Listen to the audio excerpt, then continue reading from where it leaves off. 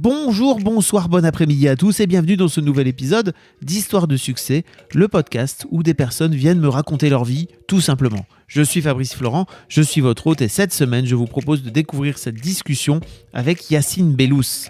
Yacine est l'un des humoristes les plus doués de sa génération.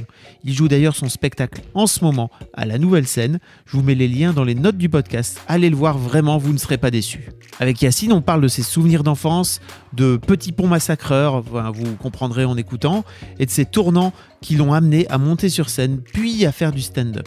On parle aussi de cette aventure avec Eddie Izzard, son idole, qui l'a poussé à jouer 60 minutes en anglais chaque soir au Festival d'Édimbourg, alors qu'il parlait à peine la langue de Shakespeare 1 an et demi auparavant. Un immense merci vraiment à Yacine pour sa gentillesse et sa disponibilité. Vraiment, ce mec est d'une gentillesse absolue. Vous devez le découvrir si ce n'est pas encore fait. Si vous découvrez ce podcast, merci de vous y abonner sur votre appli de podcast préféré. Mais vous pouvez aussi écouter Histoire du succès sur Spotify, sur Deezer et sur YouTube. Je vous mets tous les liens dans les notes de cet épisode. D'ailleurs, venez donc prendre 3 minutes pour venir me dire dans les commentaires de cet épisode sur YouTube ce que vous en avez pensé. Je suis toujours preneur de retour des auditeurs et des auditrices. Merci d'avance pour votre écoute et rendez-vous dans une semaine pour un nouvel épisode puisque vous pourrez me retrouver dans vos écouteurs tous les jeudis matins à partir de 6h du matin dans votre appli de podcast préféré. Mais j'en ai assez dit, je vous laisse en compagnie de Yacine. Tu disais que tu voulais t'acheter ça, c'est ça ? Ouais, je vais. En fait, c'est le Zoom, Super Zoom. Mais moi, pour le moment, j'ai juste mon iPhone et j'ai acheté un micro-cravate pour le brancher qui m'a coûté à peu près 14,80 €. Et ça marche des fois. Et des fois, ça marche. Et surtout, donc, on m'entend pas, moi, quand je parle. Là, il y a 2 micros, c'est super. Donc, c'est une des prochaines étapes parce que je parle fort pour que le micro-cravate capte mon truc. Et tellement j'avais pas de matos, dans le prochain épisode, il va y avoir une recette aveugle. C'est-à-dire qu'il va y avoir une recette où on sait pas les ingrédients qu'on mélange. On dit juste, on va mettre un peu de ça, 100 grammes de ça, mélanger, voilà. Pourquoi ? Parce que ça me faisait rire. Et alors donc, on va faire une recette où tu sais pas c'est quoi les noms des ingrédients, mais tu sais ce qu'on veut préparer. Et ouais, bah tu verras. Faut écouter. C'est un concept chelou. C'est parce que t'as lancé un podcast ? J'ai lancé un podcast. T'as lancé ou c'est Navo qui a lancé un podcast ? Alors, c'était une idée de Navo, il m'en a parlé il y a 10 ans. Ah ouais, vraiment ? Ouais, je te jure. On faisait une émission de radio. Alors, tout a commencé. Donc là, on a commencé. Ah ouais, moi, c'est à l'américaine. C'est à l'américaine. Moi, j'enregistre. Ok, c'est parti. Il y a 10 ans. Ils font beaucoup ça aux États-Unis. Ils commencent à parler chill.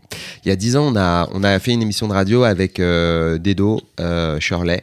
Et Navo a rejoint le groupe au bout de la 2e ou 3e émission parce qu'on cherchait des auteurs. C'était sur le Move. Qui était sur le Move. Le samedi matin. Oh là là. J'écoutais. On se connaissait carré, quoi. Mais c'est fou. On se connaissait et on se connaissait pas. Et en fait. Et le Comedy Club Live, ça me faisait tellement rire. Et ben nous, on s'éclatait à l'écrire, mais c'était très dur. Et Navo était vraiment une force de proposition hyper impressionnante parce que il nous a aidé à trouver des concepts, à structurer l'émission, etc. Donc on a tout de suite réussi à trouver une bonne dynamique, tu sais, et à faire des petites rubriques et tout ça. Parmi les rubriques, il y avait des interviews rigolotes, il y avait des sketchs, on invitait des stand-up à jouer, il y avait des musiciens, dont par exemple Rachita, qui là sort un album. Alors je sais pas d'où, c'est incroyable.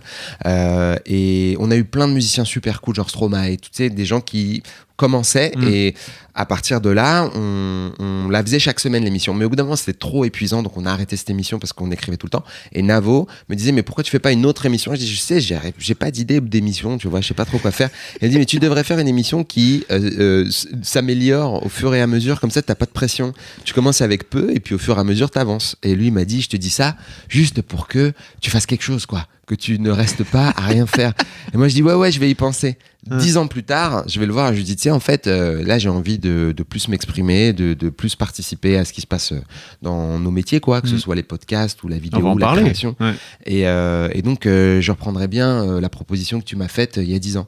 Et il s'est levé, il est parti, il a dit je prends mon kit ma libre, on le fait tout de suite quand on n'attend pas, on s'assoit, on le fait parce que sinon tu vas pas le faire.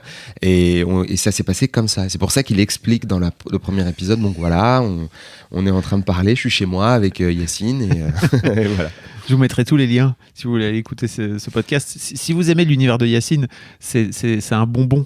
Ça dure quoi, 10 minutes, un quart d'heure ? Ça dure 10 minutes, ouais, ça dure 15 minutes les premières, les autres c'est 11 minutes. Et mon projet c'est vraiment que ce soit de mieux en mieux. Ça s'appelle Cette émission est de mieux en mieux. Et le but c'est que l'émission soit de mieux en mieux au fur et à mesure. Et je promets à chaque fois, et je vais le faire, que ça s'améliore. Parce que j'ai vu beaucoup de podcasts qui se lancent. J'adore les podcasts, j'adore les écouter. J'y participe souvent. J'ai participé à beaucoup de podcasts et je trouve ça génial. Mais il y a un truc un peu absurde qui manque des fois et j'aimerais bien essayer de le proposer. Mais très vite, ça va être un podcast d'interview comme on a l'habitude, hein, je pense. Mais pour le moment, c'est un podcast un peu chelou, donc c'est à écouter. Mais en fait, si à chaque fois tu rajoutes une question en plus de nouvelles, si tu veux, tu gardes l'idée. C'est ça. Très bien. C'est pourquoi l'idée de la recette, c'est que en fait, dans le deuxième ou le troisième, j'ai été très vite. Parce que je me suis retrouvé dans un événement avec des youtubeurs, des gens qui ont l'habitude de s'exprimer sur Internet. Et donc, je leur ai demandé des conseils tout simples. Et j'ai eu plein de guests d'un coup. Et je me dis, ah là là, c'est dommage parce que là, je me suis vraiment mis dans une situation difficile parce qu'il va falloir que je fasse mieux prochaine fois. Donc là, j'ai fait des guests, j'ai posé des tas de questions, une petite interview et une recette de cuisine. Il y a très peu de recettes de cuisine à la radio et donc j'ai trouvé ça dommage. Vous êtes donc avec Yacine Bellous. Voilà. Bonjour. Vous écoutez depuis tout à l'heure, mais vous le savez sans doute parce que vous avez cliqué sur ce podcast et donc vous avez vu le titre. Ah, si tu m'appelles Mysterio, c'est rigolo, mais. L'invité mystère. L'invité mystère. Les mystères sont de mise. Les mystères sont de mise. Je suis ravi de t'avoir, Yacine. Moi, je suis content d'être reçu par toi ici, c'est super. Je pense qu'on n'a jamais fait cette interview-là. On a fait plusieurs interviews que je linkerai sur Mademoiselle, où à chaque fois il y avait c'était plutôt pour des occasions, des événements. Ouais. Je me souviens qu'on avait fait une vidéo sur ton jeu vidéo. Oui. Au théâtre de 10h. Ça, c'était super parce que grâce à vous, parce que la borne a disparu maintenant, le jeu n'est plus là, mais grâce à vous, on a ce témoignage-là. C'est trop cool. Et on avait fait une autre interview avec Eddie Izzard, je sais pas si tu te souviens. Je me souviens très bien. Quand Eddie commençait à jouer en France et que tu l'avais un peu kickstarté en France. Tu lui avais... à mon niveau international, ma puissance, j'ai mis la puissance de toute ma fame française à sa disposition et il m'en remercie encore. Non mais oui, mais c'était génial parce que vous étiez l'un des premiers, on va dire, je sais pas comment vous vous appelez, mais premiers médias qui accueillait Eddie et qui faisait confiance à son français parce qu'il y a beaucoup de gens au tout début qui avaient des doutes en 2011. Effectivement, mais c'est normal. On dit voilà, c'est un étranger qui vient jouer en français. Les gens s'attendent à ce que la plupart des artistes étrangers viennent jouer en anglais et tout le monde est d'accord et tout le monde les accueille comme ça. Eddie avait décidé donc de se lancer le défi de jouer en français et c'était vraiment cool quoi. Il y a beaucoup d'autres médias qui l'ont accueilli après vous, mais vous aviez dès le début fait confiance quoi. On est bien prêts. En fait, moi je me suis surtout fié à toi. Ouais. Je sais que t'es drôle. Tu m'as dit Eddie, c'est vraiment le gars. Je le connaissais pas avant en fait. Tu vois, j'avais jamais entendu parler d'Eddie Izzard avant je suis que tu me le présentes. Du coup, alors qu'il a une carrière folle avant qu'on se rencontre. Ouais, c'est ça.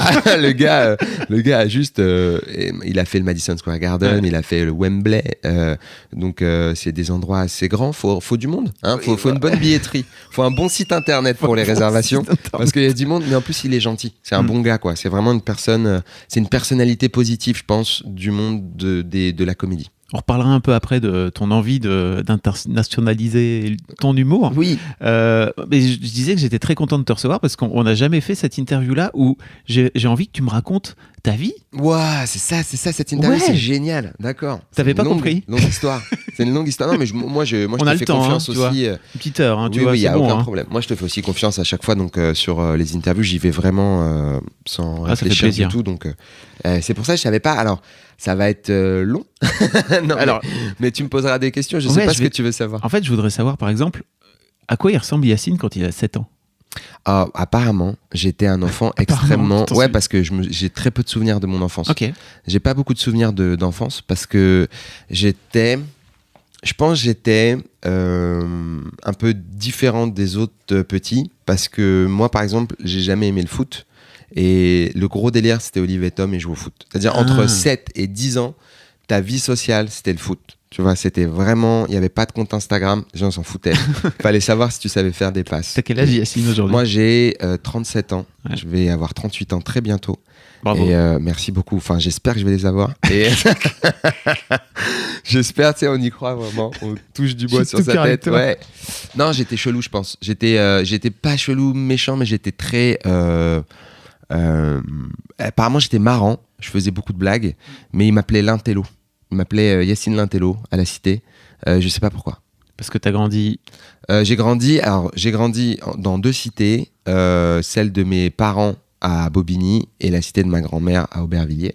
J'étais gardé par ma grand-mère. Moi, j'allais à l'école à Jules Vallès à Aubervilliers, qui est donc école primaire qui n'était pas dans ma ville de résidence. Donc il fallait que ma mère m'emmène à l'école et le soir venait me chercher parce que mes deux parents travaillaient. Voilà, pour donner la situation. Donc moi, j'étais pendant mes après-midi dehors avec les enfants qui habitaient dans ce regroupement d'immeubles et donc ça jouait vachement au foot. C'est pour ça que je disais c'est rigolo, j'ai jamais aimé le foot et donc j'étais pas associable. T'étais un peu ostracisé. J'étais un peu sur le teco et je me refaisais des potes avec tout ce qui était les mangas, les jeux vidéo, etc. qui sont arrivés un peu plus tard. Mais donc, en fait, quand tu dis que t'as plus trop de souvenirs, t'as pas des souvenirs marquants quand même de ton. Si, j'ai quelques souvenirs marquants, mais je saurais pas les marquer. Bah, en fait, je saurais pas quels sont les souvenirs intéressants, pas intéressants. Je me souviens de des premiers moments, tu sais, d'injustice, d'arnaque incroyable. Je me dis, mais c'est trop pas juste. C'est impossiblement pas juste ce qui se passe. C'est horrible. Comme quoi une fois, on m'a filé un frisbee. En fait, alors, je vais te donner la chute, tu vas comprendre le pourquoi. C'est la première arnaque que j'ai vécue, la première trahison. Il y avait un mec qui était plus grand que moi qui m'a filé un frisbee. Quand je l'ai pris, il s'est séparé en deux. Et je comprenais pas, tu vois, parce que je pense que j'avais genre 6 ans et demi, 7 ans. Je comprenais pas la situation. Et il y a un mec plus grand qui est arrivé et qui dit putain, ouais, tu l'as cassé et tout. Et moi, j'étais là, non. Et je l'ai tellement pas cassé. Et tout le monde est là, ouais, mais t'as vu, il est petit et tout, c'est pas sa faute. Et en fait, le mec plus vieux m'a filé un frisbee qu'il avait lui-même pété, reconstitué, juste en le collant. Ouais. Il me l'a donné il avait imaginé un stratagème pour ne pas souffrir de sa faute, me faire porter le chapeau. Et en sachant que j'étais un enfant, que j'allais esquiver le mec plus grand qui n'allait pas me frapper ou me faire du mal, parce que j'étais un gosse. Mais moi, j'étais en mode, mais oh le bâtard, c'est ouf. Mais à 7 ans, impossible. Parce que moi, je suis un introverte, je sais pas parler. En général. Je sais pas, c'est très dur pour moi de m'exprimer en général. C'est très marrant, on va en reparler de ça. Mais il y a beaucoup d'artistes qui sont très introvertis, c'est très logique. C'est très logique. Je peux l'expliquer de façon très logique. Il y a beaucoup de gens qui savent extrêmement bien s'articuler, mais qui ne savent pas s'exprimer. C'est très différent comme domaine cognitif, je pense, dans ton cerveau. Et en gros, donc j'étais dégoûté. J'étais là, oh le bâtard! Mais en fait, c'était plutôt malin, parce que personne n'a souffert, mais il m'a mis dans une situation où j'aurais pu me faire défoncer, parce qu'il n'y avait pas tellement de règles. Hein. Les balayettes partaient très très vite. Hein. Non, il n'y avait pas tellement ce climat. Heureusement, moi j'ai grandi avec des oncles, et donc dans la cité dans laquelle j'étais, tout le monde savait à quelle famille j'appartenais. Et donc ma famille, elle était respectée parce que des oncles avant moi se sont beaucoup frités, et j'appartenais à une famille qui faisait peur à beaucoup de gens, et en disant bah voilà, si on sait que lui, si on l'embrouille, on va avoir plusieurs personnes qui vont venir dire c'est à quel sujet. Donc moi j'ai grandi vraiment dans un monde de paix et de joie parce que mes oncles se sont frités leur mère pendant des années, quoi. Voilà. Ça, c'était un peu le climat de mon enfance à Aubervilliers. Mais je suis très content. J'habite toujours à Aubervilliers. Je connais plus personne là-bas. Mais tu veux dire que tous tes potes d'enfance sont partis? Ouais, il y en a plein qui ont déménagé parce qu'on a tous vieilli. Et puis à la trentaine, des fois, tu fais une famille, puis tu changes de ville, puis voilà, quoi. Et toi, t'es toujours là-bas? Moi, je suis toujours là-bas, moi. Je suis toujours là-bas. T'aimes bien? J'aime bien. C'est compliqué des fois parce qu'il y a beaucoup de monde, il y a beaucoup d'habitants. Tu sais, c'est comme Paris, beaucoup d'habitants. Et en ayant voyagé, je me suis rendu compte qu'il y a d'autres villes où il y a beaucoup moins d'habitants, quoi. Non, mais sérieux, ça paraît bébête un peu de dire ça, mais en fait, le luxe de l'espace, c'est quelque chose auquel maintenant je sais que ça existe. En fait, avant, j'étais là, hey, Paris, c'est trop bien, il y a tout et tout. Moi, je suis pas loin de Paris, en 30 minutes, je suis à Paris. Je fais, oh, trop bien les transports, vive la Ligne 7, c'est trop chouette, tu vois. Mais en vrai, en allant dans d'autres villes, il y a d'autres petits conforts qu'on oublie, qu'on a. On peut, le fait de se déplacer sans stress. Paris, c'est stressant quand même. Je veux pas dire du mal, tu vois. J'essaye de me calmer rager sur Paris. Parce qu'il y a une période où j'étais là, Paris, c'est nul. Ah, je me souviens. Quand je suis revenu de l'étranger, j'étais en colère. J'étais furieux. Mais sur 1000 trucs, là, ça va mieux quand même, parce que j'ai relativisé, mais quand tu vas à l'étranger, que t'es tellement bien accueilli, bon, bien sûr, t'es un touriste, mais au-delà de ça, t'es accueilli de par ton identité, t'es accepté, on te considère vraiment différemment qu'ici. Des fois, c'est pas facile quand tu reviens, Puis après, tu te réacclimates, puis tu te rappelles que oui, dans toutes les villes, il y a des bons et des mauvais côtés. Et comme les personnes, on a toujours, c'est Navo qui dit tout le temps ça, le défaut de ses qualités. Donc c'est un équilibre, c'est un yin et yang. Mais en vieillissant, je crois que je suis moins intéressé par la folie des fêtes et du oh putain, il y a 1000 concerts par soir, je peux sortir et traîner jusqu'à 6h du matin, que par en fait, j'aime pas quand les gens me poussent maintenant. Ça me saoule. C'est parce que j'ai vieilli, gars. Tu vois, j'ai vieilli. J'aime pas quand on me pousse. On te pousse souvent ? Dans le métro, gars. Ah ouais ? Je suis petit. Il y a un problème avec la petitesse. On respecte pas les gens petits. Moi, on me pousse en permanence. Je suis obligé de mettre des mises à l'amende de regard, de faire gaffe. Donc, je fais très attention, moi, quand je me déplace, à pas pousser les gens. Mais les gens petits, moi je pense, peut-être il y aura des contre-témoignages qui disent voilà, on est petit, on va bien. Mais les gens grands, costauds, s'en battent les couilles. Je suis obligé de pousser, moi, des gens des fois, pour sortir. Dire excusez-moi, mais je dis fort, pardon, excusez-moi. Pourtant, t'as une voix qui porte. J'essaye. Mais après, ça fait peur aux gens aussi, des fois, les gens qui parlent dans le métro, parce qu'ils n'ont pas l'habitude. Tu sais, Paris, on est genre. Le métro, c'est un endroit dangereux, donc tout le monde se regarde, tout le monde fait attention. Et quand tu parles, tu brises le silence d'un endroit un peu stressant, quoi. T'es dans Resident Evil et tu parles. Tu vois, tu dis excusez-moi. Donc moi, j'essaie de le faire en chantant. Pardon. Tu vois, je fais des petites chansons. Alors que tu pourrais faire des blagues en plus. Ouais, mais les gens ils captent pas les blagues. Faut aller. Là, c'est dans le métro, c'est pas l'endroit des blagues. Moi, j'arrive pas en tout cas. J'arrive pas à faire des blagues de gens. Justement, introverte. J'arrive pas à faire. Alors, Titi, bouge ton cul. Oh. Alors, attends. Tu vois, j'arrive pas. Pourquoi tu dis que... En fait, tu dis que tu es introverti. Alors, je peux comprendre dans la vie, mais sur scène, tu dis qu'il y a une différence entre s'articuler et s'exprimer. Alors, je peux bien le comprendre pour les artistes qui sont très visuels, par exemple, je sais pas, tu vois, les gens qui font du cirque, qui font du... Bref, tu vois. Mais toi, ton média, c'est le langage. Ah oui, alors, j'essaye d'expliquer ce que je pense. Peut-être j'ai tort. Okay, non, mais... Je sais pas, c'est ma théorie. Ouais. Je pense que on peut apprendre à articuler et à avoir de la rhétorique, à parler et à dire voilà, je sais comment raconter une histoire ou bien raconter une blague, et avec le temps, de plus en plus la raconter de mieux en mieux, cette blague, cette histoire. Si tu me demandes de me raconter la journée d'hier, peut-être que je vais mieux te la raconter que quelqu'un qui n'a pas l'habitude de s'exprimer. Je crois que oui. Tu vois ce que je veux dire ? C'est parce que ça fait longtemps que je le fais. Donc par la pratique, tu apprends à bien raconter des choses. Et donc ça, je pense que c'est accessible à tous. C'est comme un sport. Mais le fait d'être gêné par l'idée d'exprimer ses opinions ou de s'exprimer ou d'exister, c'est quelque chose qui a un rapport avec la psychologie des gens. Il y a des gens qui sont pas du tout gênés. Il y a des gens, ils vont péter dans une pièce, tu vas l'entendre, tu vas dire pourquoi t'as pété ? Il dit parce que j'ai envie de péter. Et tu t'es choqué. Moi, ça m'est arrivé. Il y a des gens qui rotent, qui pètent, qui s'en battent les couilles de ce que les gens pensent. Moi, je suis pas de cet acabit. Et donc, du coup, je suis très vite gêné, je suis très vite intimidé, mais ça, depuis que je suis tout petit. Parce que, voilà, c'est la vie. Je sais pas. Ça devient d'où, tu penses ? Aucune idée. Faudrait peut-être que, en faisant une thérapie, j'arriverai à comprendre exactement. Mais je pense que c'est un caractère. Je pense que dans ma petite enfance, mon caractère s'est développé comme tout le monde. Puis il y a des gens, ils sont tout terrain. Puis il y a des gens, ils disent faut pas embêter, faut pas gêner. Moi, j'ai beaucoup été élevé par des parents qui me disaient d'être poli tout le temps, de faire attention. Tu vois, on était vraiment très courtois. On devait être courtois parce que justement, on vivait dans des endroits un peu durs. Donc, il fallait être courtois. Après, quand je dis dur, tout le monde a des difficultés dans tous les... Je sais pas, il y a des gens qui vont vivre dans des petits villages de 10 habitants. Peut-être c'est dur, j'en sais rien. Mais nous, c'était bien. On nous disait, voilà, faut faire attention aux autres. On est nombreux. Enfin, voilà quoi. Donc, il y a des difficultés à certains aspects. Puis, il y a d'autres qui étaient des facilités merveilleuses. Habiter dans la ville. Nous, moi, j'ai jamais eu de problème d'argent. On n'a jamais eu de problème pour se nourrir ou tu vois, ce genre de choses.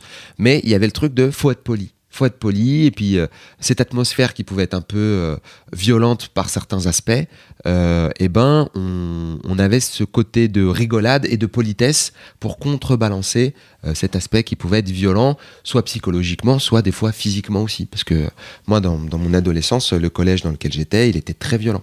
Mais après, je l'ai pas si mal vécu, mais il était quand même très violent. Tu te tapais ? Moi, je me battais pas, je sais pas me battre, je me suis jamais battu. Je sais pas me battre encore. Je peux mettre des petits coups de pression, des petits coups de CP, mais vite fait. Et j'ai toujours eu de la chance, dont avoir un ami yougoslave dès 14 ans qui faisait 1m80 parce qu'il est rentré du bled en étant un géant et qui était très gentil. qui souvent me défendait ou gueulait pour moi, tu vois, parce qu'on est tout le temps entre potes. Donc puis j'ai toujours eu des bons copains, j'ai toujours eu des potes. Et je les remercie s'ils écoutent ce podcast, parce que le monde du collège, c'est un peu un monde de Far West. Quand tu as 12 à 14 ans, tu n'es vraiment pas mature. Il n'y a aucun objet de maturité dans ton esprit qui te dit c'est pas cool de défoncer des gars juste parce que tu les aimes pas ou juste parce que tu as des problèmes chez toi. Donc tu sais pas encore que c'est parce que ton père il est con ou parce que t'es stressé. Parce que j'ai su après d'autres histoires de gens qui étaient méchants. Et en fait, on m'a dit après, non mais lui il était méchant parce que... Il j'ai fait, ah merde. Tu vois. Sauf que je m'en foutais. J'étais à la fois ah merde, et il y a une autre part de mon cerveau qui dit mais je suis désolé, il a fait le mal. Ça se fait pas, quoi. Tu vois, ouais, c'était pas gentil. Tu vois, même il a eu des problèmes et tout dans son univers personnel, familial. Donc moi j'ai eu de la chance. J'ai eu de la chance parce que j'avais de la famille autour de moi. Donc je savais que si j'avais un problème, je pouvais appeler à l'aide, un problème en tout cas, une bagarre, un truc comme ça. J'étais terrifié souvent au collège parce qu'il y avait de la violence, notamment. Il y avait un truc qu'on appelait ça va revenir un instant. Je te vois battre du pied là. Musique d'ascenseur. Les petits ponts massacreurs. Est-ce que tu connais les petits ponts massacreurs? C'est du foot, les petits ponts? Alors, les petits ponts, c'est du foot. C'est quand la balle passe entre les deux jambes du joueur. Nous, il y avait un truc qui s'appelait les petits ponts massacreurs. Et on en a parlé avec Navo, qui connaissait aussi. C'était rigolo de l'expliquer à des gens qui ne connaissent pas. Moi, je croyais que jusqu'à il y a 3 semaines, on en a parlé à un anniversaire de copains. Ouais. Il y avait Navo et on vient du même département. Ouais. Jusqu'à il y a 3 semaines, je pensais que le monde entier jouait au petit pont massacreur.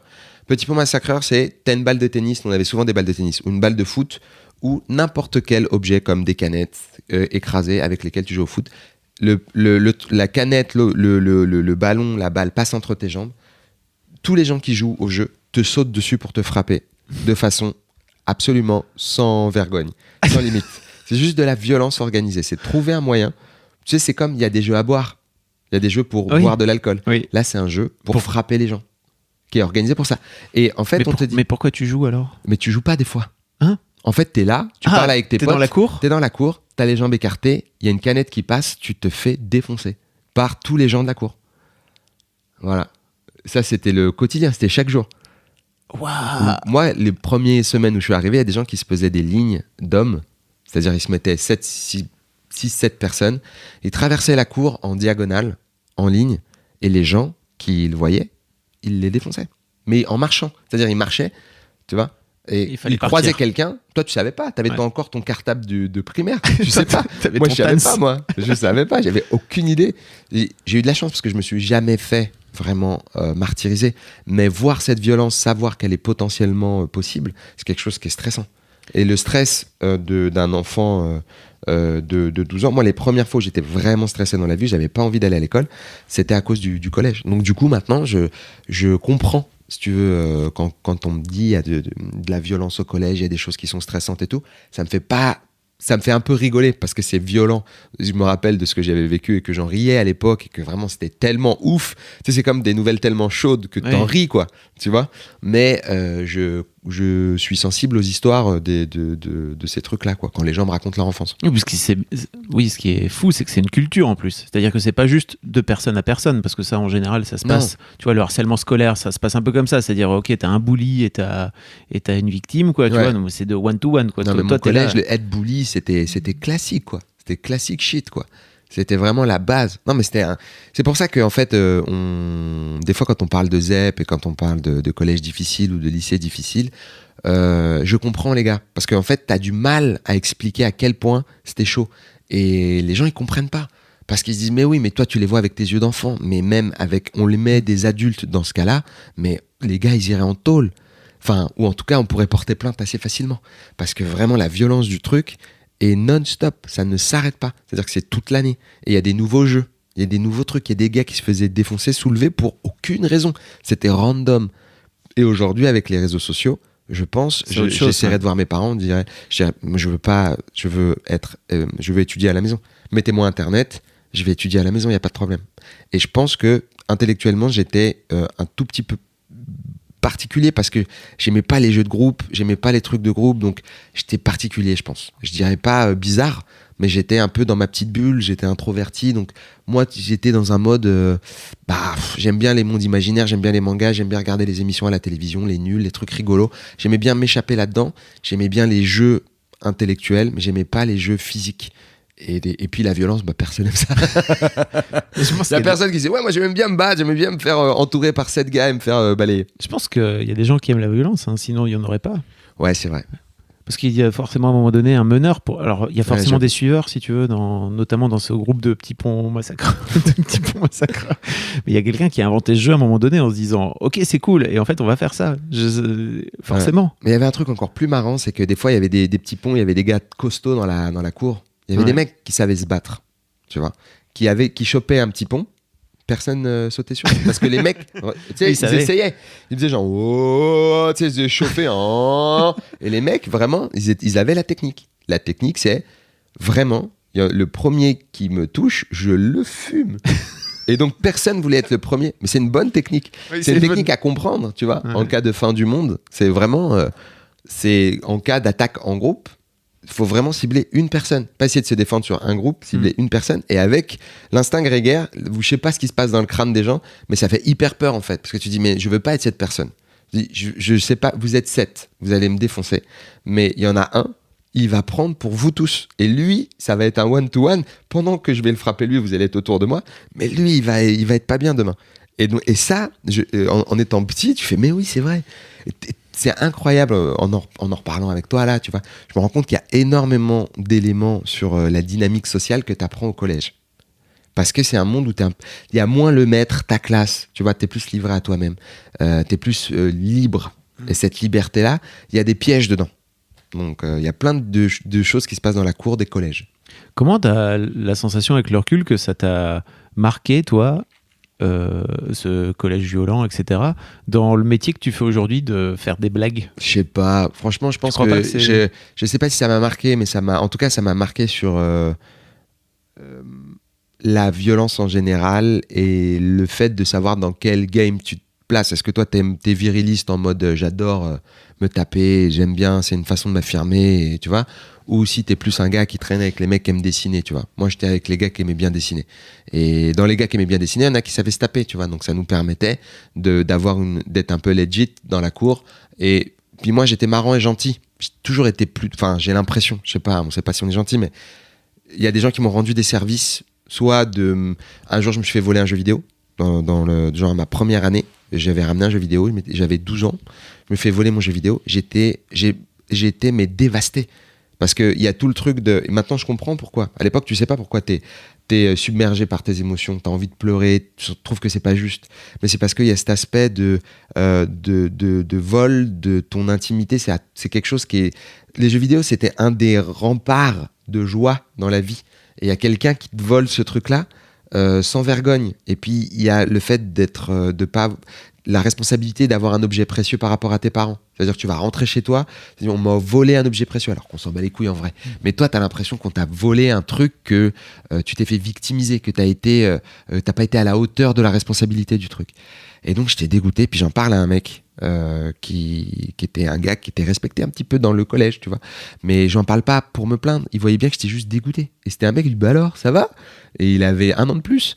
Et je lui dis, non, on m'a volé mon jeu vidéo et tout. Et j'étais vraiment... Mais tu sais, on me volerait, genre chez moi, une caisse aujourd'hui, je m'en battrais les couilles plus que ce jeu vidéo à l'époque.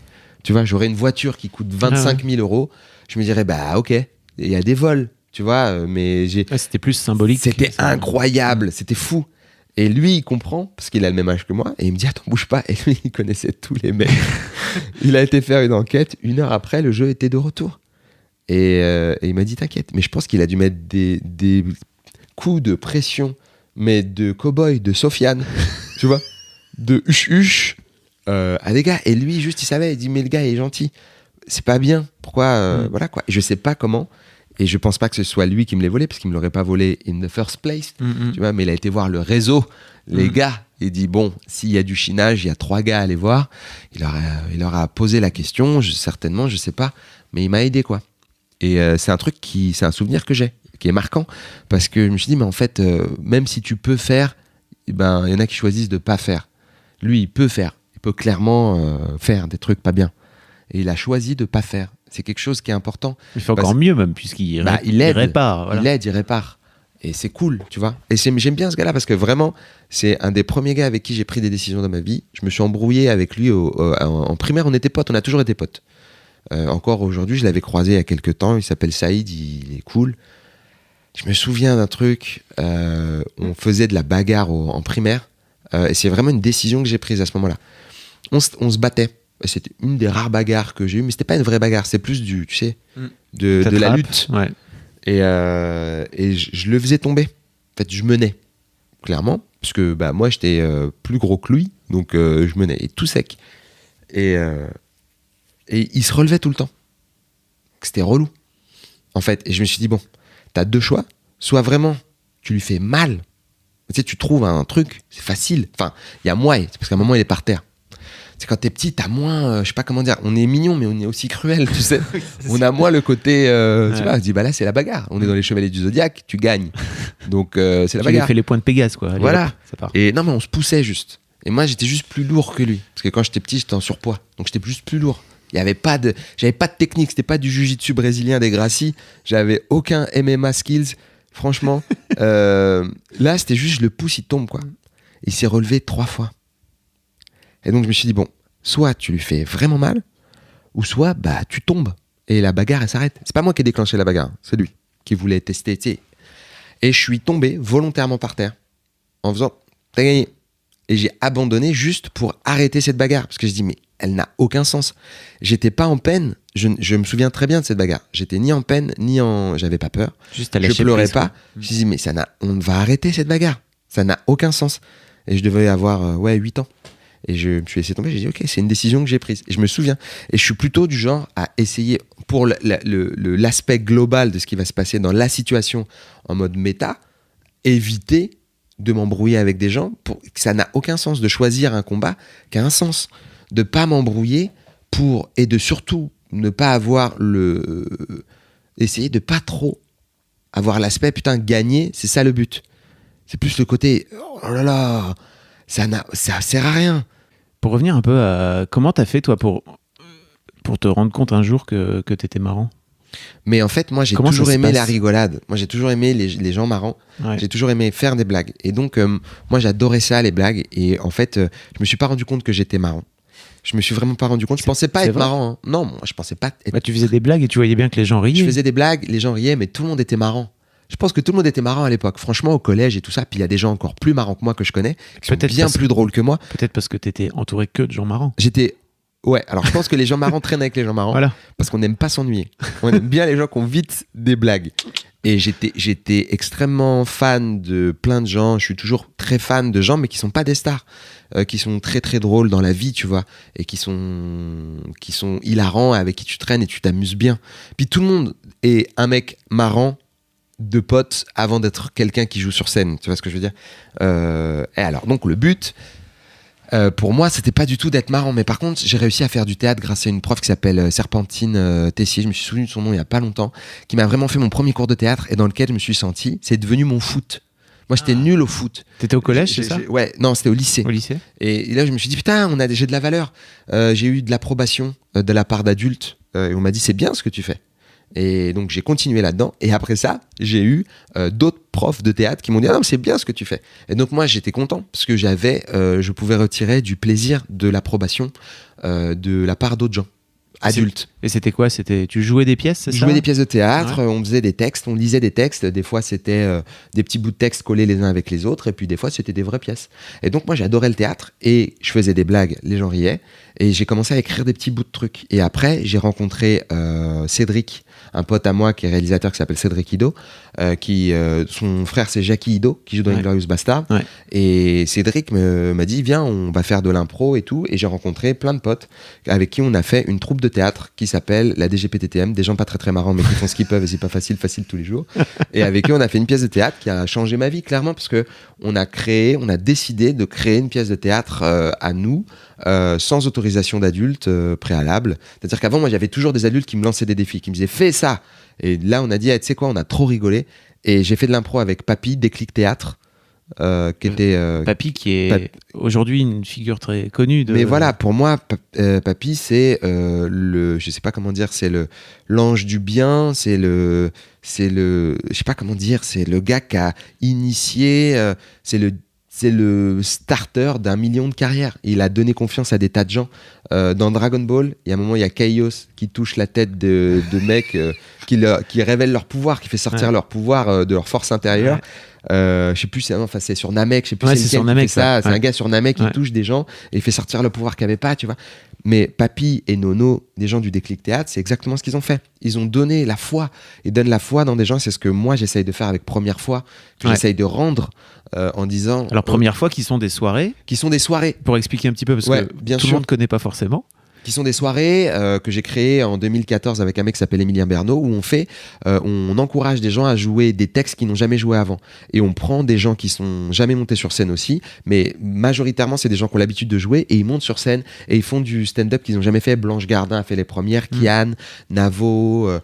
Bérangère, toi t'as fait un texte aussi, plein de gens qui n'ont pas forcément l'habitude de monter sur scène ont joué, mais c'est un grand mélange et c'était l'idée de on peut le faire, tu peux le faire et puis pour les artistes qui sont chevronnés, l'idée de se reconfronter à la peur, de proposer une nouvelle chose complètement neuve, parce que sinon on fait, comme dit Douli, des sandwichs à la merde, c'est-à-dire des blagues qui marchent et au milieu des blagues qui marchent on sait pas, on teste, et des blagues qui marchent. Donc c'est le moyen de s'assurer que on est paré à éviter l'humiliation. Alors que là, c'est dire, il est possible d'avoir une énorme humiliation, mais on va créer des conditions dans lesquelles l'humiliation est gérable, et accepter le fait que ça ne fonctionne pas, que des fois, ça marche pas la vie.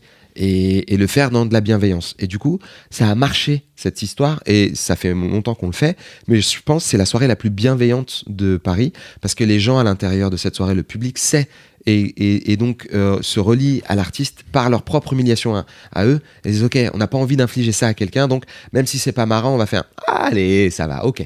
On va pas rire, mais on va dire blague suivante s'il vous plaît, monsieur, ou madame. T'es allé un peu vite, mais en fait, t'expliqué quand t'étais gamin, t'es monté sur scène. Mais comment tu fais pour passer toi de ok, en fait, je suis un môme qui aime bien dessiner et qui aime bien les jeux vidéo, etc. Ouais. Alors même si t'es marrant, à venir te dire ok, je décide de monter sur scène, ce qui est quand même un autre truc. Justement, avec cette troupe de théâtre là, on a écrit une pièce à nous et ça m'a donné. On a écrit au Quick des 6 routes de la Courneuve. Moi, j'avais un forfait Millennium à l'époque. J'étais un bourgeois. Donc j'avais. C'est quoi le forfait Millennium ? Forfait Millennium, c'est le forfait SFR qui te permettait d'appeler tous les numéros SFR. Tu faisais partie de ces gens qui avaient eu un forfait à vie illimité, c'est ça ? Absolument. Et ils ont arrêté d'ailleurs. SFR, ils ont arrêté. Non, mais il y avait des rumeurs qui disaient il paraît qu'ils te rappellent et qu'ils te proposent de l'argent pour acheter ton forfait parce que ça les fait couler. Ça les faisait pas du tout couler. Après, tout le monde a fait illimité. Ouais. Et il y avait on se donnait rendez-vous tous les dimanches au Quick des 6 routes et il y avait un vigile là-bas. Et le vigile du Quick des 6 routes, en fait, je lui prêtais mon téléphone des fois pour qu'il passe des coups de fil et il nous laissait avoir une sorte de bureau. On avait un bureau d'écriture dans le Quick et on prenait tous un softie, je sais pas si tu te souviens des glaces softie en étoile, et on écrivait pendant 4-5 heures, on faisait des blagues, on écrivait des blagues et on a écrit, répété et joué une pièce en 9 mois. Et la pièce est charmée, vraiment elle est super, ça a changé ma vie je pense parce que ça m'a dit c'est possible d'écrire, c'est possible de partir de rien, d'écrire quelque chose, de le jouer devant des gens, d'avoir du succès, et le succès de cette pièce, je pense que ça a été vraiment un grand déclencheur pour moi après, en me disant j'ai toujours aimé faire du théâtre. J'ai été un peu instigateur, j'étais moteur aussi, comme plusieurs personnes de la troupe étaient moteurs de ça. Donc on était très contents de le faire, tu vois, mais on a eu beaucoup de chance parce qu'on nous a ouvert des portes, on nous a acceptés.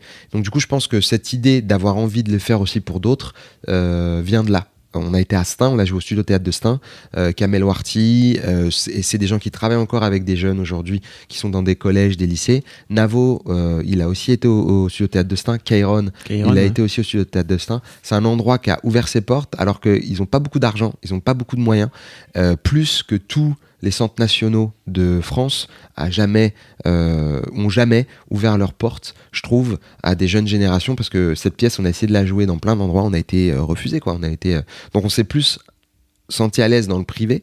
Donc j'ai été dans le privé, dans le one man, dans le stand-up. T'es plus accepté quand tu viens de banlieue parce que c'est privé et que c'est des chiffres qui parlent. C'est pas tu connais bidule et t'as fait telle école. Et voilà voilà comment ça s'est développé chez moi, la possibilité d'une expression. T'avais quel âge là? T'étais au lycée? J'avais 19 ans. Ah oui, donc J'avais post-lycée. 19 ans. Ouais, post-lycée. Alors tout le théâtre, c'était à la fin du lycée. C'était trop bien, entre mes 16 et 19 ans. Et voilà, et avec un mec qui s'appelle Fabrice Melchior aussi, qui nous faisait des ateliers d'écriture qui étaient génial. C'est un auteur de théâtre qui est très cool. Et c'est Fabrice qui m'a dit tu devrais faire du one parce que t'es rigolo et que voilà. Et donc moi franchement, tu m'aurais dit tu devrais faire du hockey sur glace à l'époque, j'avais tellement besoin d'approbation que j'étais d'accord pour essayer de faire quelque chose dans lequel j'avais un petit talent, tu sais. Mais voilà, c'est aussi pour ça que j'ai choisi ce truc-là. Comment tu fais alors pour arriver de là à... Tu t'atterris chez Jamel, au Jamel Comedy Club? Ouais, le Jamel, ouais. C'est parce que ça, c'est quelques années plus tard. Ouais, c'est en 2005. En fait, j'ai fait ma première scène de stand-up en 99 dans un restaurant qui s'appelle... Maintenant, c'est un restaurant coréen, mais le Bec Fin. Okay. Le Bec Fin, rue Thérèse, c'est un endroit où il y a plein de gens qui allaient et j'y suis allé parce que j'ai entendu parler et j'ai fait des scènes et ça a été un gros bide parce que j'ai joué devant deux personnes qui comprenaient peut-être pas trop ce que c'était le stand-up. Moi, j'ai vu Jerry Seinfeld à la télé, j'ai dit c'est ça que je veux faire. Ah oui. Je veux faire lui, je veux être Jerry Seinfeld. Et donc, j'ai écrit des blagues. Les gens, ils écrivaient. Moi, il y avait personne qui écrivait des blagues autour de moi et j'avais aucun rôle modèle qui me disait que c'était possible de faire ça en France. Oui, t'avais pas Netflix à l'époque. J'avais ni Netflix, j'avais pas de podcast, j'avais pas YouTube qui me disait oui, c'est possible de prendre un micro et de parler. Donc déjà, avoir des micros à l'époque, c'était chelou. Les gens ils disaient mais non, mais on prend pas de micro quand on raconte des blagues. Tu vois, les mecs à la mode, c'était Eric et Ramsey, il y avait Jamel, mais Jamel, on savait pas qu'il faisait du stand-up. Parce qu'il disait pas je fais du stand-up. Il faisait 20 minutes de son premier spectacle où il parlait, c'était du stand-up. Et puis après, il disait vous inquiétez pas, je vais faire des sketchs. Et ça rassurait vraiment les gens. Parce que nous, moi je l'ai vu sur ce spectacle, t'es là, mais pourquoi il parle? C'est quoi le délire? Non, on comprend pas. Mais juste, il rigole avec la foule. Et on comprenait pas que c'était des blagues de stand-up rodées. On savait pas. Pourtant, on rigolait beaucoup. Donc, anyway, moi je fais ça, je fais un bid et j'attends, je fais la pièce de théâtre après. Et j'attends longtemps avant de reprendre. Et c'est Jackie, le frère de Cédric, donc, qui était déjà comédien, qui organise des soirées, qui s'appelle les soirées La Famille. Dans ces soirées-là, il y a Alban Ivanov qui vient. Ouais. Et à l'époque, il faisait ses premiers sketchs et tout. C'était à l'époque, on traînait beaucoup avec... Il y avait un groupe de copains de l'époque, donc c'était Grand Corps Malade et Le Comte de Boudherbala, donc Samy. Donc on était toute cette équipe-là. Mais finalement, on s'est tous plus ou moins perdus de vue après. Samy, il me présente à Kader Aoun, qui est le directeur artistique, enfin le metteur en scène du Jamel Comedy Club. Et je rentre par l'intermiss. Non, ça n'existe pas l'intermiss. L'intermédiaire ? L'intermédiaire. L'entremise. J'ai fait un mélange entre l'entremise et l'intermédiaire. Toutes mes excuses au dictionnaire. Pardon. Je fais beaucoup de fautes d'orthographe dans la vie et je fais beaucoup je suis dyslexique. Des fois, je fais des mélanges de mots, des mélanges de lettres. La langue française est une langue vivante. Ouais. Approprie-la toi. Donc Samy, voilà, me dit, parce que je fais une première soirée qui s'appelle Comic Street et je joue dedans, et ça se passe bien. Enfin, ma première scène, c'était au Café Culturel de Saint-Denis. Bizarrement, partout où je joue, ça se transforme en restaurant. Donc je pense que le Jamel Comedy Club va être un restaurant dans pas longtemps. Le Café Culturel de Saint-Denis, c'est vraiment un endroit qui m'est cher parce que c'est un endroit où j'ai commencé. Ma première soirée, c'était le 27 octobre 2005, c'était le soir des émeutes. Il y a eu 2 morts et à cause de ça, c'était un énorme soulèvement, injustice totale, tout le monde. Donc 27 octobre, moi je finis ça, on était un peu flippés, je dois dire, parce que ça brûlait vraiment, quoi. Et ça faisait peur parce qu'il y avait énormément de policiers, tout le monde était... J'ai vu des scènes de ouf, genre des gens à genoux, tu sais, les mecs avec les armures et tout, là, ça fait vraiment peur. Et ouais, on n'était pas bien, quoi. Et donc, je suis rentré, c'était le premier soir. Donc, c'était vraiment chaud. Donc, mon premier soir, c'était après les émeutes. Et après ça, j'ai fait Comic Street, j'ai fait d'autres soirées et c'était vraiment cool. Maintenant, le Café Culturel n'est plus une salle de spectacle du tout, c'était juste un bar. La première soirée que j'ai fait à Paris s'est transformée en resto coréen. Le Jamel Comedy Club va devenir peut-être un restaurant. La nouvelle scène, dans 5 ans, 10 ans, ce sera un restaurant. Mais voilà, tout ce que je touche se transforme en restaurant. Donc, j'ai réussi à jouer. Ça s'est bien passé, ça m'a encouragé, j'ai continué. Je te jure, c'est aussi bête que ça. De mois en mois, je me disais, bon, voici le prochain projet stand-up. Il y a aussi un projet qui sort en radio pour réussir à faire de la promotion. J'ai fait l'émission de radio. J'ai rencontré plein de potes. De plus en plus, j'avais des amis, on va dire, dans ce monde de one-man show. Et ça fait 10 ans qu'on fait ça. Donc maintenant, c'est la même chose. Quand je fais une première partie, c'est bien souvent parce que je connais l'artiste.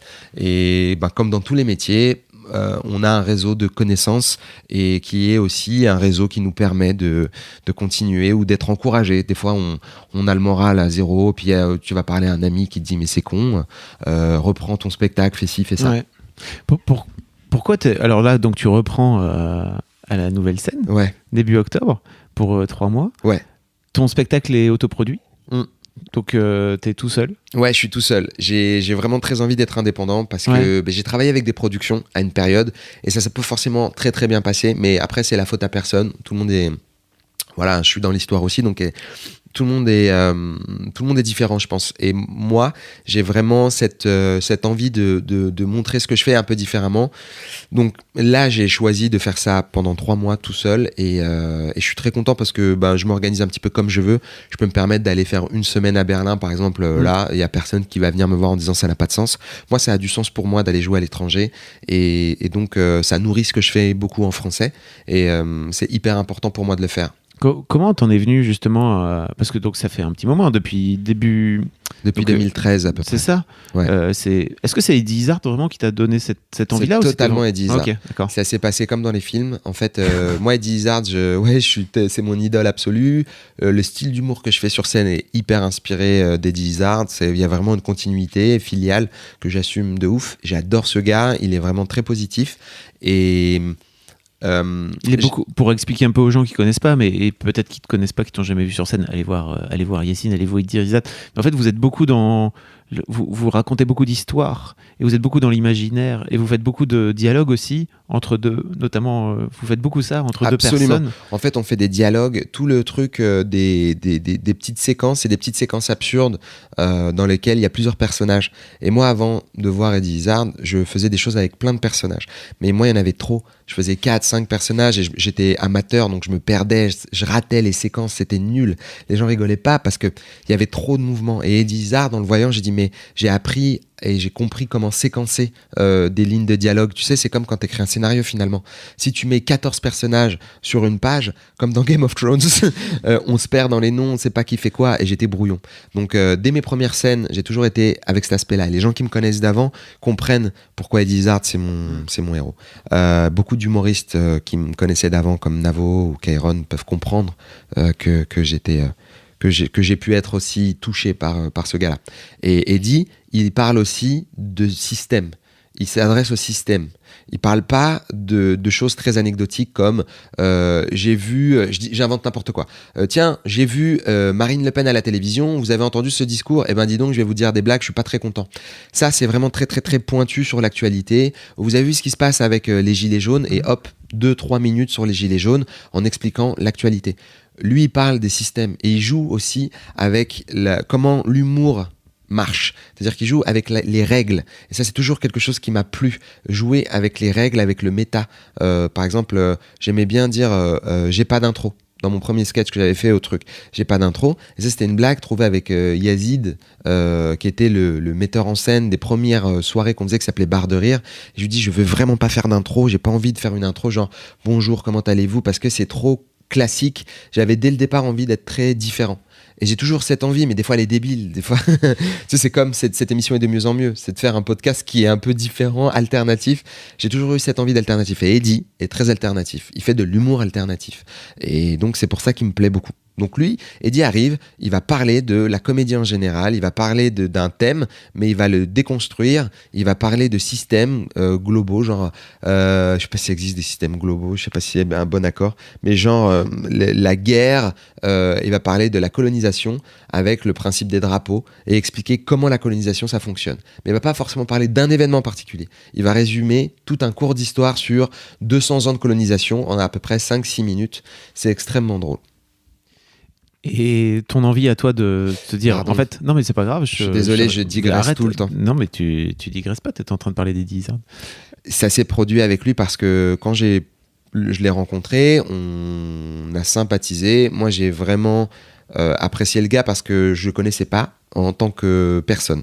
J'imaginais qu'il était très gentil, mais on sait jamais. Il y a plein de gens que j'ai rencontrés qui n'étaient pas du tout à l'image qu'il représentait sur scène. Et finalement, lui a été encore plus cool que ce qu'il représentait sur scène parce qu'il est très généreux, très gentil en général. Et je me suis retrouvé donc à parler avec lui parce que, donc moi je te dis, je suis très introverti. C'est lui qui va vers les gens, donc c'est super chouette. J'ai pas eu à faire d'efforts. Il a été très gentil avec tout le monde, puis il a parlé avec moi et voilà, on est devenus un peu camarades de loge parce que je jouais dans le même théâtre que lui, au théâtre de 10 heures. Puis il me dit, en gros, il va faire l'Olympia. Et je fais sa première partie parce qu'il avait besoin d'une première partie. À ce moment-là, il me connaît moi en tant que comédien, il avait vu mon spectacle. Il me propose de faire la première partie et on a un rendez-vous dans un café pour parler du temps que je dois faire. Tu sais, c'est toujours comme ça les premières parties. Tu dois organiser le temps que tu fais, les thèmes, tu vois. Parler pour pas mettre l'artiste principal dans l'embarras. Imaginons que quelqu'un fasse un sketch sur les roses et que toi tu fais bah non, moi j'ai 30 minutes sur les roses, je vais faire que ça. Le mec te dit c'est un peu chiant parce que je vais en parler aussi, est-ce que tu vois, c'est de la politesse, c'est normal, tu vois. Lui il m'a dit tu fais ce que tu veux parce qu'il dit c'est un gars qui est tout terrain, c'est vraiment, j'apprécie ce gars parce qu'il a pas de crainte. Il n'a pas la crainte de la compétition des autres, il encourage les autres. Il me dit tu fais le temps que tu veux et tu fais ce que tu veux. Moi, je veux que tu t'amuses. Alors déjà, c'est très gentil de dire ça quand t'es en première partie. C'est vraiment très gentil. T'es pas obligé. Et après, il me dit, pourquoi tu joues pas en anglais ? Ton humour, je pense, ça passerait bien à l'étranger. Et moi, je dis, bah non, mais mon anglais, il est nul. Il dit, viens, on parle anglais. Et on change. On était en train de parler français, on parle tout de suite en anglais. Il parle en anglais avec moi et il me fait une sorte d'évaluation. Il fait une sorte d'évaluation de mon anglais. Il dit, je te comprends à peu près. Je pense que t'es à 30%. Mais que si t'avais un petit peu plus confiance, tu serais à 50% fluent. Et il me dit, bouge pas, je reviens. Et donc il part. Tu sais, il dit, excuse-moi, faut que j'y aille, je reviens. Et ils sont en bas. Et puis bon, bah moi je dis putain, je suis cool. Toi, j'ai eu un compliment sur mon anglais. Mais en gros, c'était pas un compliment, c'était encourager les gens, encourager à dire, aie confiance en toi. Et puis il m'a donné 2-3 techniques que je peux donner là s'il y a des gens qui y sont intéressés. Il y a une technique qui est très intéressante, c'est que tous les mots à plus de 3 syllabes en anglais sont exactement les mêmes que les nôtres, comme diagonale, c'est le même. Mais tu le dis diagonal, tu vois. Tu veux extraordinaire, c'est la même chose. Extraordinary. Et l'accent, ce n'est pas très grave. Ce qui est difficile, c'est les stress. C'est là où tu pousses les mots et tout, mais les Anglais, ils comprennent. Et surtout, moi, ce que j'ai appris, la technique, c'est l'arrogance. N'ayez pas peur de dire aux gens que vous ne savez pas très bien parler anglais. Et ils adorent vous répondre, mon français est pire que le vôtre. Ils répondent tous ça, c'est vraiment un cliché. Tous, ils disent, je lui dis ouais, mon anglais est pas bon, bah mon français est pire. Ce qui est pratiquement une insulte en fait, parce que en gros, ça sous-entend que si le mec il sait dire que bonjour, au revoir, et que toi tu sais dire bonjour, au revoir, merci en anglais, bah ça y est, t'es mieux. Donc en gros, il faut pas hésiter à dire aux gens, soyez gentils, je parle pas très bien anglais, et les mecs ils vont être adorables. Donc Eddie me donnait ces petites techniques là, cool. Il revient de son coup de fil et il me dit c'est bon, tu fais Édimbourg dans 1 an et demi, j'ai vu avec mon manager, est-ce que tu es d'accord ? Je t'ai organisé le festival d'Édimbourg Fringe, c'est le plus gros festival international anglophone du monde entier de comédie. Et il me dit je te l'organise, je trouve quelqu'un en tout cas pour t'aider, je te mets en contact et tu te débrouilles et tu le fais, mais il faut que là tu as 0 minute en anglais, il faut que dans 16 mois tu aies 60 minutes tight. Et il me dit tu le fais ou pas ? Et donc, il y a une demi-seconde Et après, je dis, je réalise juste que j'ai l'idole de ma life en face de moi qui me propose une opportunité hyper positive, hyper bienveillante, hyper dure aussi, mais bienveillante. Et je dis, mais bingo, de ouf, on y va, je le fais de ouf, avec plaisir. Et ça a été extrêmement difficile. C'est hors de tout propos. C'est-à-dire que c'était avant qu'il y ait d'autres artistes qui fassent des heures. Je sais que Mustapha El Atrassi, que j'aime beaucoup, a fait des shows en anglais de grande qualité. Il a été à Los Angeles, il a joué au Comedy Cellar. Samy, le comte de Boudarbala, également. Il a fait aussi des shows de grande qualité. Mais ce que je devais faire, moi, comme défi, c'était tenir 1 heure pour 26 shows tous les jours. C'est-à-dire être sur 1 mois, tous les jours, devant des anglophones, des Écossais, des Australiens qui viennent là-bas. Et donc, c'était vraiment un très gros défi pour moi. Et j'ai réussi à le faire. Pendant 1 an et demi, je vais peut-être essayer de monter un making-of parce que j'ai plein de films. Je me suis filmé dans tous les sens pendant que je le faisais. Et c'était incroyable. Et donc, du coup, j'étais terrifié et c'était génial. Et waouh, comment rebondir? Pardon, je suis désolé parce que peut-être c'est très long et C'est très pas long du tout parce qu'en blablabla. fait c'est hyper intéressant. Voilà. J'ai l'impression que en fait Eddie Izzard il t'a mis un coup de pied qui t'a ouvert une autre porte parce que là je te Totalement. vois, donc on va en reparler rapidement, mais en fait je sens que tu es reparti sur les réseaux sociaux comme tu disais tout à l'heure, que Ouais. j'ai toujours trouvé dommage que tu sois pas bon entre guillemets dans ce truc là, et c'est pas un jugement mais comprends. c'est juste Ah non, mais t'as pas de prod et t'es tu peux autoproduit, totalement me juger parce que je suis Bah, tu vois, vraiment pas bon t'as là-dedans. personne qui Et j'essaye d'apprendre en fait pour comprendre comment ça fonctionne et juste proposer quelque chose qui soit cohérent avec moi. Ouais. C'est très dur Mais parce que sais. je vois des gens et j'ai beaucoup d'admiration pour eux qui hésitent pas, et j'entends d'autres qui me disent j'ai peur de me montrer, et je comprends cette peur, et c'est la peur du jugement, c'est la peur de pas bien faire les choses, et c'est une peur que tout le monde a. Les réseaux sociaux, c'est intéressant, mais c'est aussi addictif. Et moi, ça, c'est autre chose. Mais en fait, moi, je suis super content parce que ça veut dire que quasiment tous les jours, en fait, j'ai une story de Yacine qui raconte un petit peu sa vie. Et en fait, moi, ça me fait beaucoup de bien. Je pense que je suis pas le seul. Tu vois, j'aime beaucoup ce que tu fais. Et en fait, c'est trop cool de te voir raconter. Là, t'es allé jouer à Berlin. Et t'as raconté tous les soirs, Ouais. tu prenais une petite vidéo de toi en train de jouer, tu expliquais que tu passais d'un truc à l'autre. Ça donne en fait, ça te propulse, enfin ça nous propulse dans ton univers et dans ton quotidien. Alors sans pour autant, voilà, je suis en train de boire un café et tout, mais là t'es vraiment dans l'aspect professionnel. Je trouve que c'est trop bien. Moi, j'aime beaucoup partager. En fait, l'amour que j'ai pour, on va dire, les petites scènes, les petites soirées, tu vois, j'adore ces gens. Ils sont cool, ils organisent des trucs. Des fois, souvent, ils gagnent 0. Et en Allemagne, il y en a plein. Et ça me faisait plaisir de montrer ça aux Français parce que c'est fun d'aller à Berlin. Mais je vais là-bas pour Wedge. Et le but, c'est d'aller dans un maximum de soirées. Et pour qu'on comprenne pourquoi c'est intéressant, je voulais montrer les décors différents. Et voir tous ces décors différents qui s'enchaînent, ça peut montrer l'intérêt qu'un stand-up a à aller dans plusieurs soirées d'affilée. C'est ce qui est en train de se passer à Paris. Il y a de plus en plus de clubs, de soirées, tout le monde court partout. Alors je voulais le montrer. Et Eddie Izzard, oui, il m'a ouvert juste le chakra de fais confiance. Et c'était très marrant parce qu'on en rit souvent quand on a l'occasion de se parler. Parce qu'il est toujours très sympathique et voit toujours les comédiens qu'il rencontre dans chaque pays. Il y a des gens qu'il rencontre en Allemagne, il va faire un dîner avec eux, etc. À chaque fois, il me dit, tu te souviens que moi, j'ai été le voir jouer en allemand. Moi, je l'ai vu faire 1h30 tout en allemand. C'était incroyable. Le truc qui m'a donné de la force, parce qu'à un moment donné, j'ai eu peur. 5-6 mois avant, j'avais une demi-heure maximum de stand-up en anglais. J'avais 30 minutes. Et il n'y avait pas beaucoup de soirées pour travailler. Il n'y a pas beaucoup de soirées anglaises Non. dans Paris. Aujourd'hui, il y en a de plus en plus. Il y en a quelques-unes, mais il n'y en a pas. Il n'y en a pas beaucoup. Il n'y en a pas beaucoup. Et j'avais pas grand-chose. On est nul en France avec l'anglais. Avec l'anglais, on n'est pas bon. Mm. On n'est pas bon, c'est dommage. Ça va s'améliorer là. Tout le monde parle de plus en plus anglais grâce au streaming, tu vois. Mais je veux pas faire de pub pour je sais pas qui, mais tu vois, grâce aux sous-titres, les gens ils adorent, tu sais, avec les séries. Donc, les gens ils comprennent mieux l'anglais. Mais les gens de ma génération, on n'est vraiment pas ouf. Et pourtant, il y a 60% des mots anglais, c'est des mots français. Ouais. Parce que la France a eu des rois, Guillaume le Conquérant, il a mis à l'amende toute l'Angleterre, tu vois, tout le monde devait parler français dans la cour, donc c'est ouf. Donc en fait, il y a eu Tu disais que t'avais peur parce que t'avais une demi-heure. J'étais terrifié, j'avais 30 minutes, et donc je dis à Eddie, écoute, peut-être que... Parce qu'au début, je fais mes premières 5 minutes, et je dis à Eddie, ok, c'est cool, j'ai 5 minutes.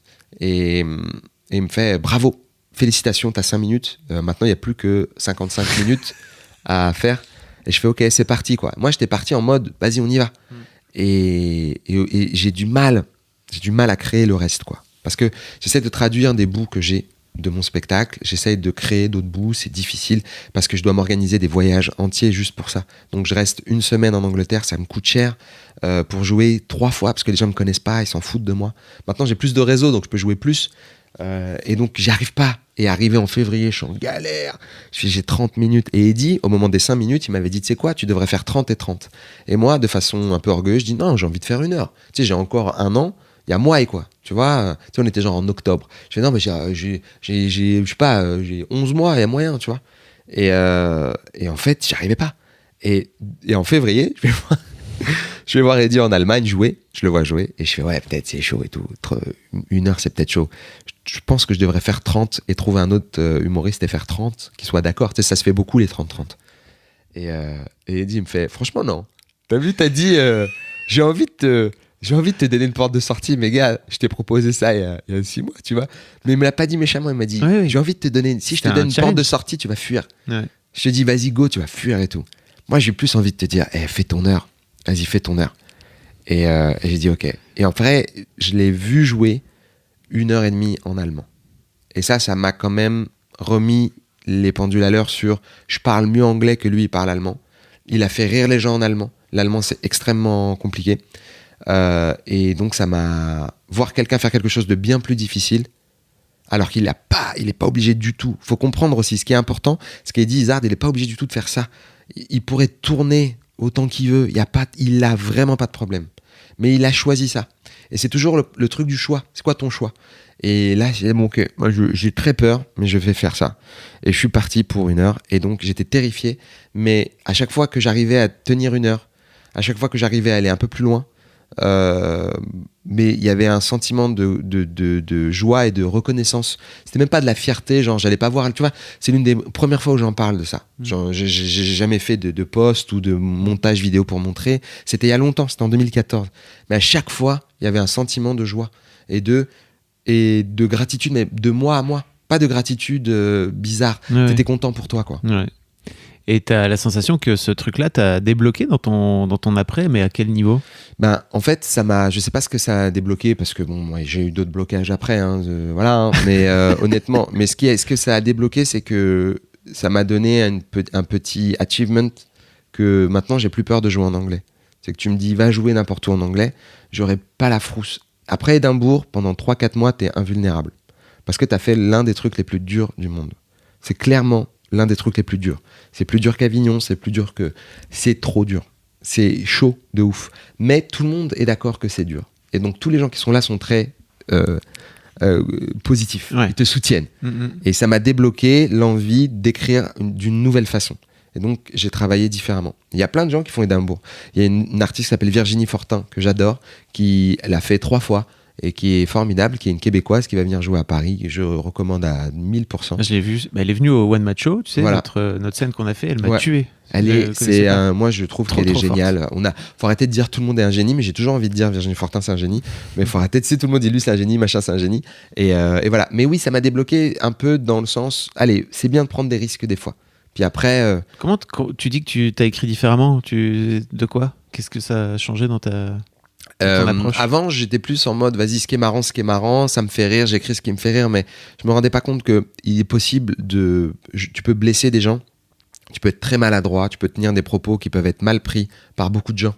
Et pendant le processus de l'Angleterre et de jouer au Royaume-Uni, eux, ils avaient déjà une culture qui était un peu plus avancée sur nous, fais attention parce que t'as quand même une part de responsabilité. Donc oui, c'est cool d'être marrant, mais il y a quand même une responsabilité à comprendre sur le texte que t'entretiens. Donc il y a beaucoup de blagues que j'ai retravaillé, que j'ai réévalué et que j'ai changé au fur et à mesure parce que je me disais, ah oui, sur le coup, moi, je me rends pas compte parce que je suis dans ma position personnel de qui je suis, ça peut blesser des gens ou ça peut être mal pris par d'autres qui sont pas dans ma position, que je peux pas comprendre parce que je suis pas dans leur botte, mais donc il faut être attentif, faut écouter quand les gens te disent. Après il faut aussi faire la part des choses parce qu'effectivement si à chaque blague, de toute façon toutes les blagues, il y aura quelqu'un qui va te dire oui c'est difficile ou non, il y a tout le temps quelqu'un qui peut être blessé, il y a toujours quelqu'un qui peut être blessé, mais donc j'ai réévalué ça comme ça et en travaillant avec Eddie Izzard et en écoutant sa manière de travailler, j'ai puisé vraiment dans comment tu fais toi. Moi, je suis moins marrant tout de suite maintenant. Je mets du temps à être rigolo quand je travaille un beat, mais quand à la fin il est très marrant, et en plus de ça, je sais qu'il est plutôt safe et plutôt positif.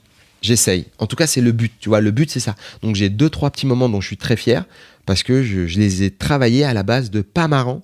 Ah, ok, allez, on y va. On a jusqu'à ça y est, ça s'améliore. Et par le travail et par les bides, voilà. C'est pas parce que je suis du tout. C'est pas une question d'être bon, c'est une question de allez, on y va, mon gars. Tu vois, c'est comme refaire une recette plein de fois. Au bout d'un moment, ça y est quoi. Tu as compris les petits ingrédients. Merci beaucoup Yacine. Mais de rien. C'est quoi ta vie donc là dans les 3 mois à venir Dans les 3 mois à venir, mon projet c'est jouer. Donc je joue vendredi et samedi. J'ai deux jours. Donc, et le reste de la semaine, c'est essayer de proposer aux gens de venir voir le spectacle le maximum. Comme je suis en Indé, j'aurai pas de réseau un peu fou. J'aurai seulement la camaraderie, on va dire, des gens qui me connaissent de l'époque, et puis le réseau que j'ai pu monter au fur et à mesure en mode t'as vu, je joue là, est-ce que à ton avis je peux faire une première partie? C'est trop mignon. Donc ma vie ça va être ça va être fréquenter les potes, jouer dans le monde de la comédie, faire des réseaux sociaux un peu une priorité parce que beaucoup de gens communiquent par ça, puis proposer des petits contenus, des petits trucs rigolos pour que les gens aient envie de venir voir le spectacle pendant 3 mois. Ça va être ça mon automne.